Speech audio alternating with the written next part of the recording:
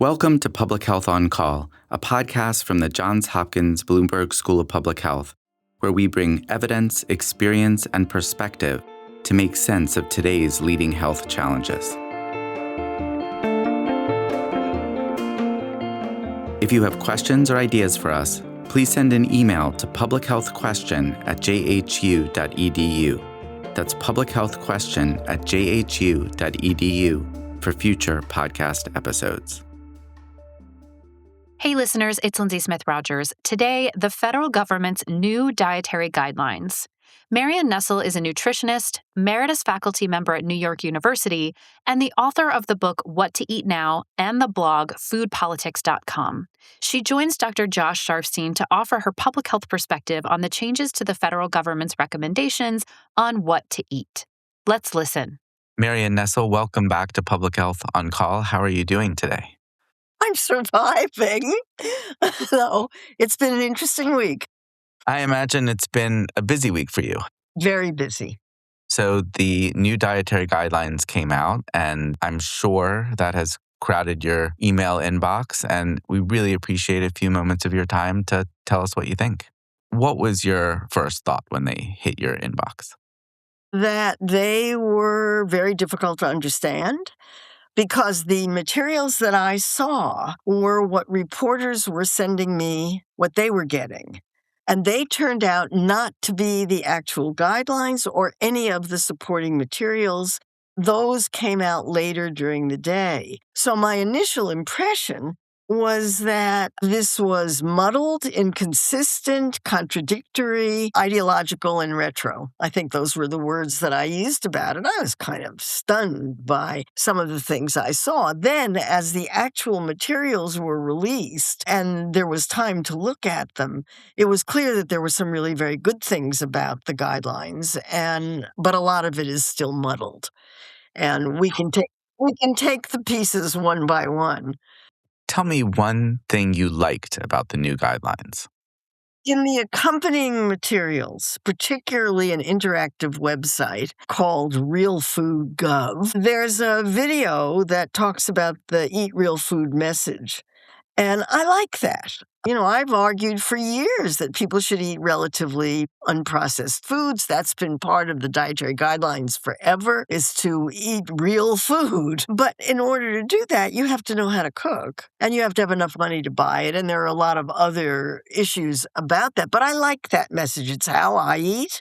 I wish everybody could eat that way. I think it's a terrific message. And it's accompanied by a guideline that says to reduce and to limit intake of ultra-processed foods, although they don't call them ultra-processed foods. They call them highly processed foods because ultra-processed, I guess, was too controversial. And that's also a good message because in the last few years, there's been an increasing amount of evidence that ultra-processed foods are associated with a higher risk of obesity, type 2 diabetes, heart disease, cancer, and on and on and on, all of the major chronic diseases.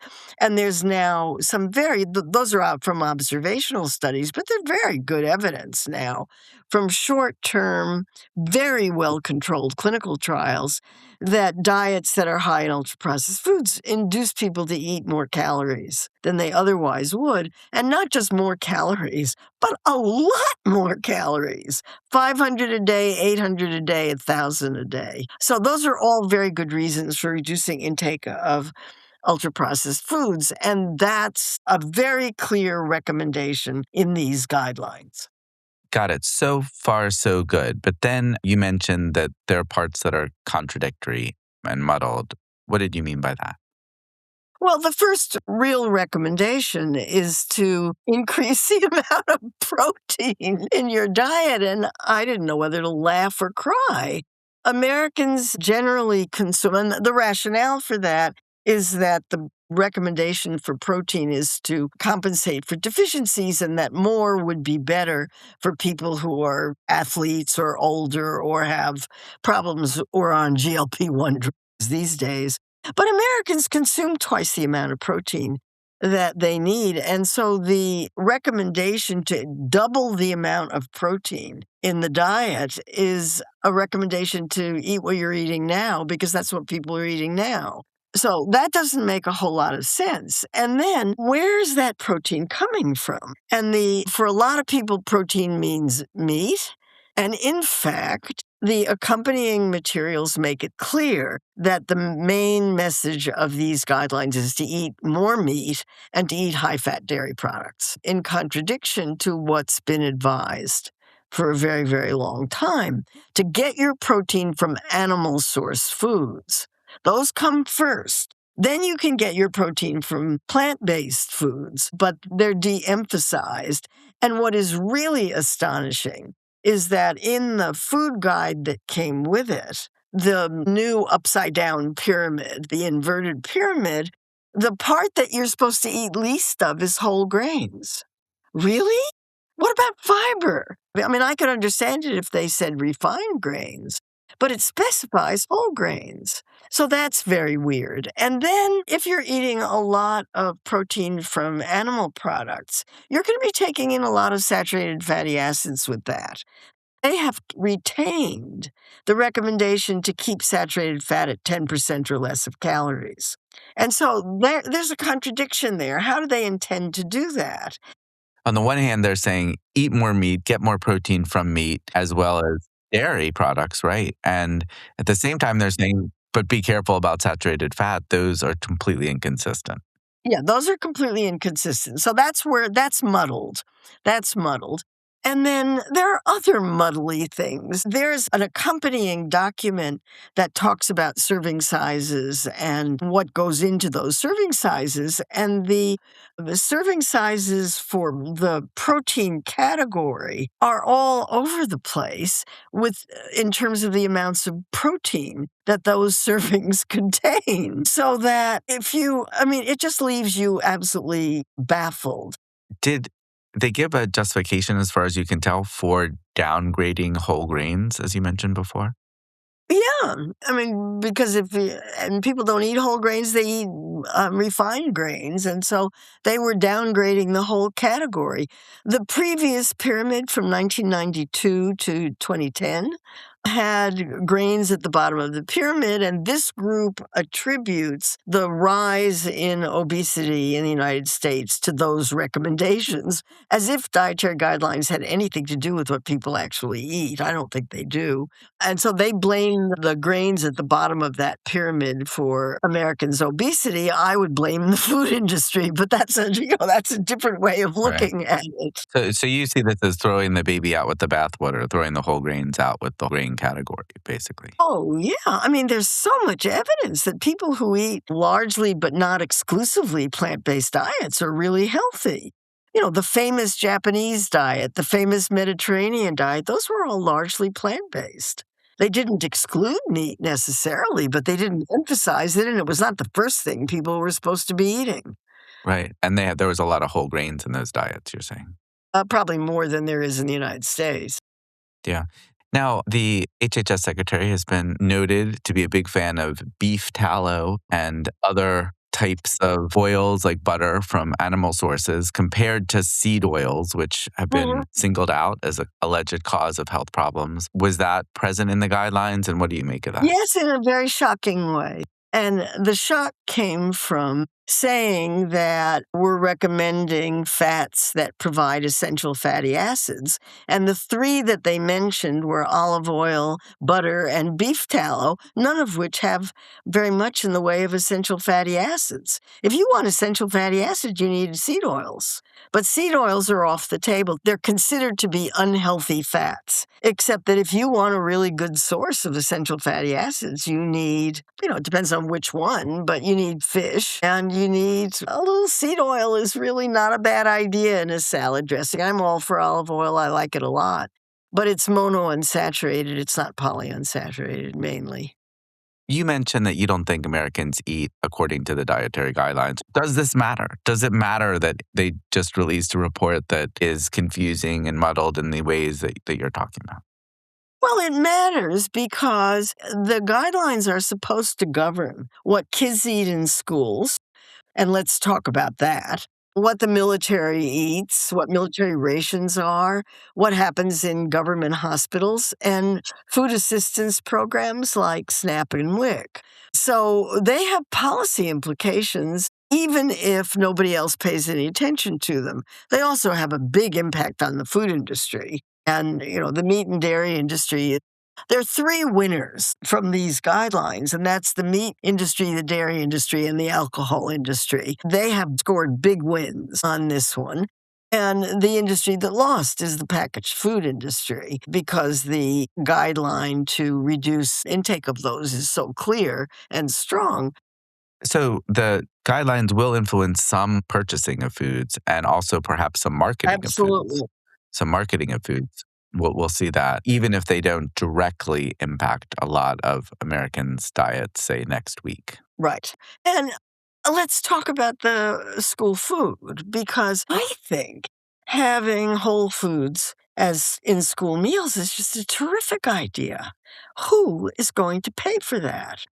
The school meal program has to, unlike any other program in school, has to be self-supporting. And schools are hurting terribly because they don't have enough money to produce decent lunches, let alone healthy lunches.